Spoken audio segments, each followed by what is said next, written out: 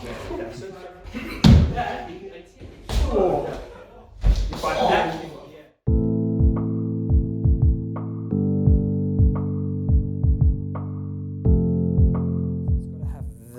ball. Speaking of that, let's do some striking.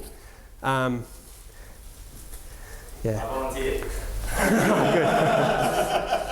All right. So we're going to have a look at some striking. So, a lot of what happens in a fight, if it's not just a straight, one-hit knockout, is it starts to turn into grappling, or even in school fights, if someone hasn't done wrestling or BJJ or whatever. I don't know, maybe people that can't maybe fight very well, we feel more comfortable here with our heads down and, sort of in these positions. So it's very important then to be able to hit from a very close distance, like literally from here, you should be able to hit. With your shoulder, with your elbow, even with your knee. You want to be able to hit very hard from short distances rather than from here. Let's say we're in a clinch, so going like that, me stepping back and going like that and coming back, going like this and like that. You want to be able to do it right from there and there, okay? And that's what we want to work on. What you guys are going to work on is a kick, and then I'll demonstrate some other strikes maybe later on because we won't have time to do it, but we'll do the kick first. And that is, if you, let's limit it, because I know some of you guys are very good with your knee joints, so I'm going to take that away from you and make it even harder. So Lewis, if you hold your leg up here, yeah, and then from there, have it so you're not going to use too much of, you can use my shoulder, you're not going to use too much of the knee joint. You can use it, but I want you to use more your hip joint and your pivot. So this is a hook kick. Everyone done a hook kick, So like I'm not extending the shin. Not too much. You can do a little bit, you can do that much, but not too much. But because I want you, first step for you guys to be able to pivot your body and have it so you got that knee force. So you got your knee, your knee is an outlet, right? Imagine your force like exactly what I was just doing with yarn there. So there's an outlet and you focus through it. So focus your force of your knee into my center line. So past my leg into here, but the driver, the engine is your body. Yeah. So try to do that. Yeah, then it can become quite difficult, actually really difficult to start to get power there. Yeah, see how when he's hitting, he's bouncing back. Can you guys see that? Do it again. Because actually, can you see how it bounces back to that joint? So therefore it's hard to get power. It's hard to get that kind of devastating power. And that's why I said, if you can have it, so I'll do it lightly. If I'm like this, we can get power, right? And you had power, but it was limited because this was happening. That's why I say, if we take this away, right, and all we do is just this, just that. And you see my feet don't have to pivot that much as well. So just from there to that. Usually when you ask someone to do that, they'll be like, yeah, but how am I going to get some power? But you can start to, get very lightly type. So if I don't extend my knee as well, if I just go like that, you can start to see how it's got some power, right? If you put some weight in it, so I can give you a harder one. Yeah. So then from here, feel that, right? If you have that and you accelerate, then nothing's going to be bouncing back here. If you think about it, you got, you can't kill force, right? You got the Newton's third law. So if no force is bouncing back to me, you'll probably bruise for a couple of days. It's fine, it's safe. That's why if you're, and that's very important to keep your knee the way Lewis was doing it, right? Like this. So that's happening and that's safe, right? Never do it like this because the knee joint doesn't work like that. So that's why I'm like confident to hit just hard enough to that happen and know that you're not going to get damaged. But yeah, if you can have it so force doesn't rebound. Hey guys, I just want to stop the video there just to put in an important point just regarding striking, what I just demonstrated with the kick and we'll demonstrate with the other few strikes. So this type of thing, you need to be very careful with how you hit, where you hit on the body, how the person's body is positioned, and how much you put inside. So, so if you're using momentum-based striking, where you're just throwing your mass sort of towards the person, and in that way, it's quite difficult to control because it's momentum-based rather than focusing where to send the force directly. That it's quite dangerous. So you need to be very careful with that. So with myself, with Master Choi, with my teacher, we spent hours and hours and hours, tens of hours on just striking, on him teaching us how to, how to be able to inject the force, to what depth, and things like that. So I'm quite confident. I mean, I've been doing these type of demonstrations for many years, long time, tens of people, and no one's been. I mean, you get bruises, and this guy Lewis, this guy here, the next day he had a bruise, but it was fine because he sort of went with it, you know.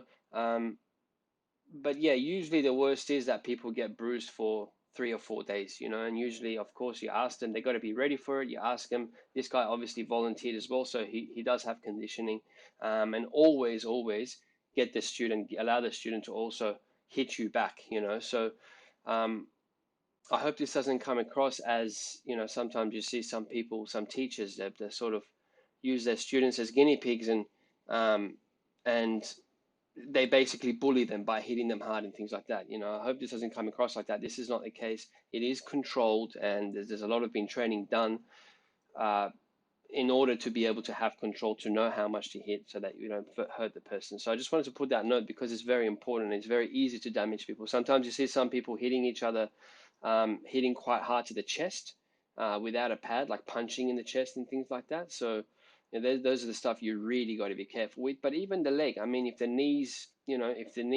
is in the wrong position, or if you hit too hard without control, if they don't know how to take the force, aren't conditioned, etc., there could be a lot of damage done, and it's just ruining someone's life for the purpose of your demonstration, or getting a wow effect. So that's a very important point.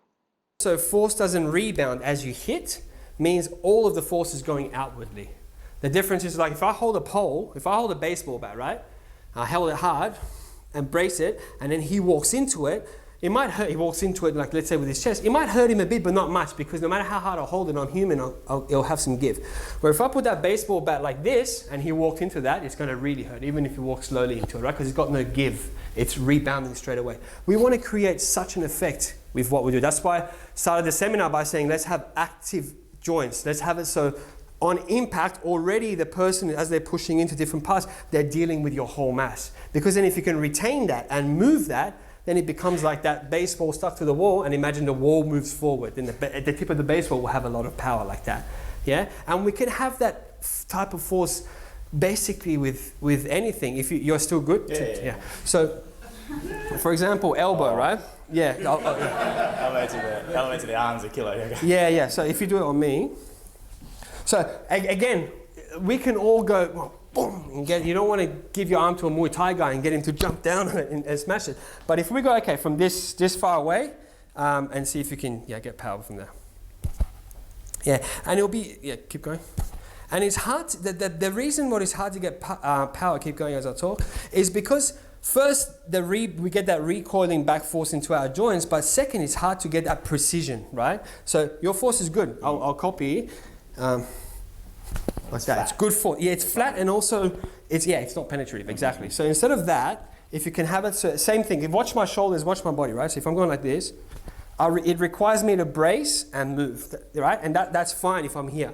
If I'm on heat, but if I'm going like that, onto the chin, whatever, that's going to hurt, right? Because I've got that momentum to build up, brace, and push off the floor. But from here, it'll be hard, unless I go like that, which we don't want to do that. We want to be able to hit hard from here, right? So instead of this, if you watch the body, this like that, so now this becomes an outlet. Now if I move this, same as the leg, if I move this, I can inject my force, so I'll do it maybe let's say 2 centimeters into your bone, and then if you want more, I can put it further.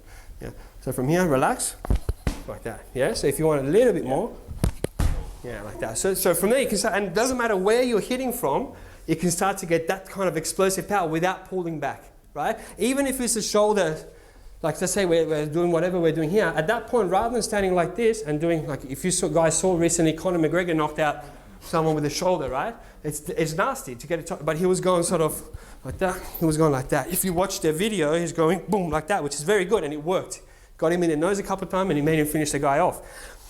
But again, those type of stuff require force from the ground. Nothing wrong with it, but it's different to what we're doing. If I'm standing like this, yes, I can get this kind of pushy force. If you do it to me, Lewis.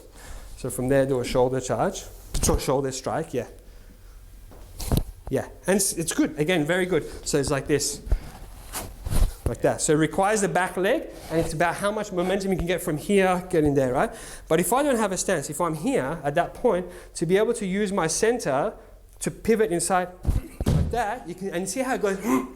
It's different to pushing force. It's the person has no time to go with it. That bouncing back is just a residue, and he's doing a smart thing to go with. If you stood there and it happened to you accidentally in the last seminar, and then yeah, I was quite scared because if the force gets stuck inside, it's quite devastating, right? So it's the same thing. So from here, even this is going to look stupid, but even head butting, right? So usually again from here we're talking and people go headbutt, oh yeah, like that. But that it still works, right? Like that, but compared to just being here and going like that, yeah? So just from the boom, that, so we're talking, now I don't want to, boom, and so that from here, going boom, boom, boom, like that, every strike will have that kind of power, right? I won't pick you last one, I'll do here. So, if it's, I'll get excited and I'll keep going. If, let's say we talk about hooks, right? So people, tight hooks, you know, short, sharp hooks, being able to do uppercuts like that. But it requires this type of, you know, like that, jumping, this kind of stuff. What if we're standing like this and we're off center? So what if like you're here and your target was there and you had to punch forward? So try that. Yeah. It'll be hard to get power, right? Unless he changes his stance, it'll be hard to get power. Yeah. Yeah. So the difference between this, like that, and I'll stand further away so it's harder, but from there, just lightly, like that. Yeah, that one. Yeah, you go, so you'll bruise. Like that, you'll bruise. Yeah, you can hear it, right? Like that. So putting that here, you know, so then you can start to feel that in a real fight. You can really, if you're here, that's what Wing Chun would say is close range.